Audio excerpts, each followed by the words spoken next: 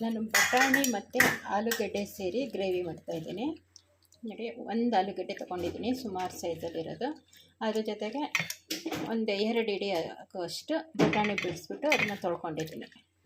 ಅದಕ್ಕೆ ಮಸಾಲ ಏನೇನು ಹಾಕ್ತಾಯಿದ್ದೀನಿ ಅಂತಂದರೆ, 1 ಈರುಳ್ಳಿ, 1 ಟೊಮೊಟೊ, ಬೆಳ್ಳುಳ್ಳಿ, ಶುಂಠಿ, ಮೆಣಸಿನ್ಕಾಯಿ, ಕೊತ್ತಂಬರಿ. ಇದ್ರ ಜೊತೆಗೆ ಸ್ವಲ್ಪ ಅರಿಶಿಣ, ಸ್ವಲ್ಪ ಗರಂ ಮಸಾಲ ಪೌಡ್ರ್ ಹಾಕ್ಬಿಟ್ಟು ಇಷ್ಟನ್ನು ರುಬ್ಕೊಳ್ತೀನಿ. ಇವಾಗ ಒಗ್ಗರಣೆ ತೋರಿಸ್ತೀನಿ. ಕುಕ್ಕರ್ ಇಟ್ಟಿದ್ದೀನಿ. ಒಗ್ಗರಣೆಗೆ 1 ಸ್ಪೂನ್ ತುಪ್ಪ, 1 ಸ್ಪೂನ್ ಎಣ್ಣೆ ಹಾಕ್ಬಿಟ್ಟು ಒಂದು ಈರುಳ್ಳಿನ ಸಣ್ಣಗೆ ಕಟ್ ಮಾಡ್ಕೊಂಡಿದ್ದೀನಿ. ಒಗ್ಗರಣೆಗೆ ಹಾಕ್ಬಿಟ್ಟು ಒಂದು ಅರ್ಧ ಈರುಳ್ಳಿ ಸಾಕು. ಒಂದು ಅರ್ಧ ಈರುಳ್ಳಿನ ಕಟ್ ಮಾಡಿಬಿಟ್ಟು ಈ ಥರ ಒಗ್ಗರಣೆಗೆ ಹಾಕ್ಕೊಂಡು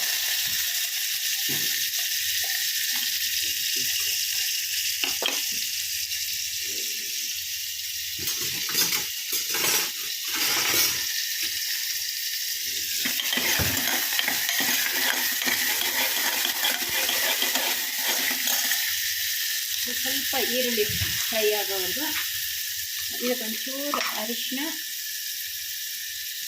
ಹಾಕ್ತಾಯಿದ್ದೀನಿ. ಒಂಚೂರು ಈಗ ಬಟಾಣಿ ಮತ್ತು ಆಲೂಗಡ್ಡೆನ ನೀರಲ್ಲಿ ಹಾಕಿಟ್ಟಿದ್ದೆ, ಅದನ್ನು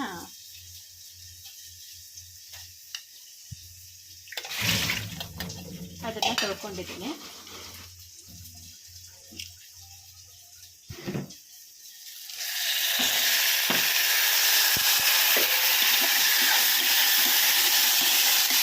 ಒಂಚೂರು ಅರಿಶಿನ ಹಾಕ್ಬಿಟ್ಟು ಅದನ್ನು ಚೆನ್ನಾಗಿ ಎಣ್ಣೆಲಿ ಫ್ರೈ ಮಾಡ್ಕೋಬೇಕು, ಬಟಾಣಿ ಮತ್ತು ಆಲೂಗಡ್ಡೆನ.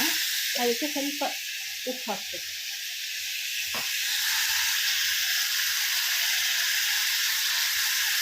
ಒಂಚೂರು ಉಪ್ಪು ಹಾಕ್ಬಿಟ್ಟು ನಾನು ಇವಾಗ ಏನೇನು ತೋರಿಸ್ತಾಯಿಲ್ಲ ಅದೆಲ್ಲನೂ ಮಿಕ್ಸಿಗೆ ಹಾಕಿ ರುಬ್ಕೊಂಡಿದ್ದೀನಿ.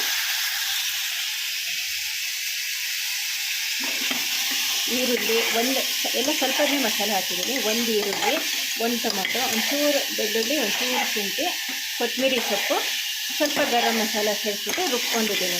ಹಸಿಮೆಣಸಿನಕಾಯಿ ಹಾಕಿದ್ದೀನಿ. ಅದನ್ನು ನೈಸಾಗಿ ರುಬ್ಬಿಟ್ಟು ಅದನ್ನು ಇವಾಗ ಕುಕ್ಕರ್ಗೆ ಹಾಕ್ತೀನಿ.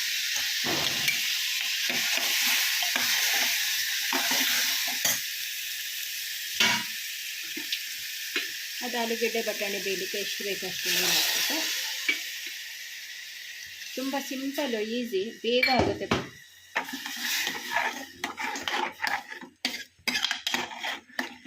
ಇದನ್ನು ಪೂರಿಗೆ, ಚಪಾತಿಗೆ ಎಲ್ಲ ಚೆನ್ನಾಗಿರುತ್ತೆ.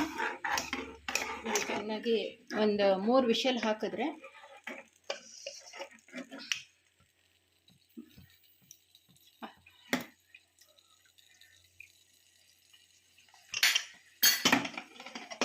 ಆಲೂ ಬಟಾಣಿ ಗ್ರೇವಿ ರೆಡಿ. ಸಣ್ಣದಾಗಿ ಕಟ್ ಮಾಡಿದರೆ ಒಂದು 2 ವಿಷಲ್ ಆದರೆ ಸಾಕು. ಬಟ್ ಇದು ತುಂಬ ಟೇಸ್ಟ್ ಇರುತ್ತೆ.